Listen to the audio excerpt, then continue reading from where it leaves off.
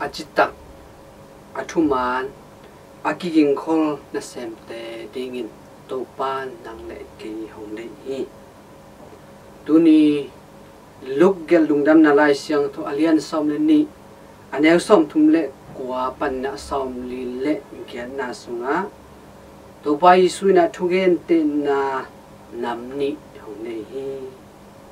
amasaina ming tapa hong pai ki ding changin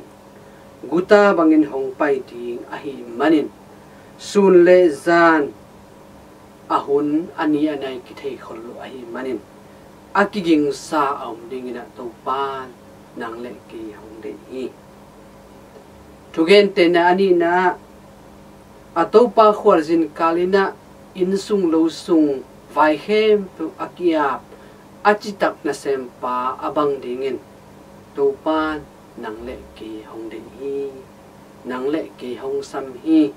nang le ki hong tel tuam hi chi hong phok sak hong thei sak hi Misiangtho poluina mihing pumpi pen leibu na chi hi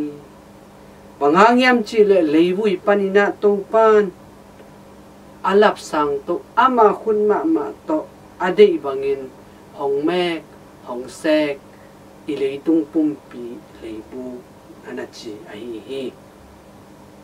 ai zongina tua akimek akisek lehom sungpan pasianina nuntang na humuam ahi manin nuntang na anei aswak ahi hi ganing bangin nuntang na anei mai hilowina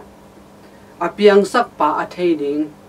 apiang sakpa tung alungdam ding lungdam ko ding apil ding achim ding achitak athuman ding ina amalim le mel asun ding ina pasianina nangle ke mi hingte ahong siam anahi hi amalim le mel asun mai hinai loina tua ileibuk sunga khasyang tho ten na asyang tho in piding le tothum pasien khatten na ama akizatang na ama akipa toina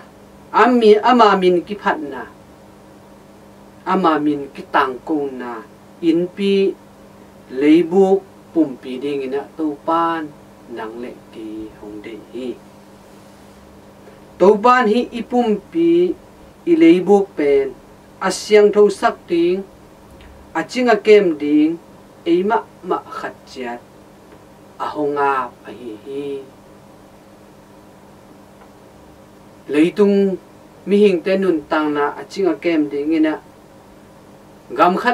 khat gam sunga boy na am chang ina al tu pi ichi hi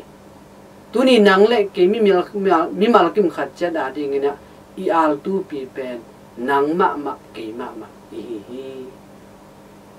hi leitung pum pi le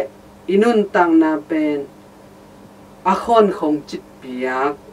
bek tham lowin muan na to kem ding zun ding ina to pan nang khut sunga ke khut song honga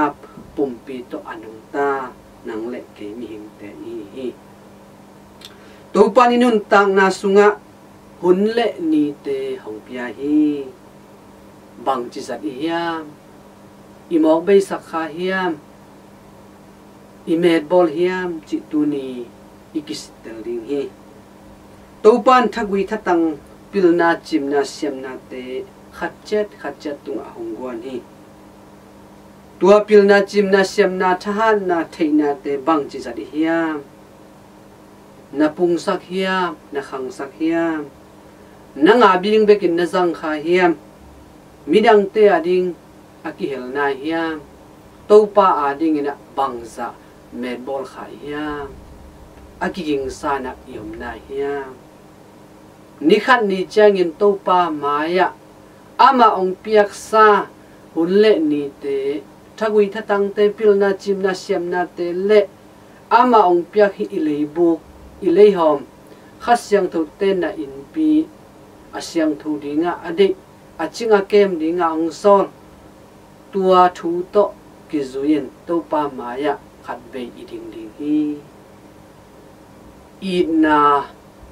inei hiam chi tang na inei hiam thuman na nei hiam eile e khat chiat ikisit ding hi kai manin tuni aza angai mi malkim khat chiat ibyak to pan thupa hongpia hella aking sa achitak na semte asok zo dingin mi malkim khat chiat to pan hong makai taw tung ta hen lungdam hi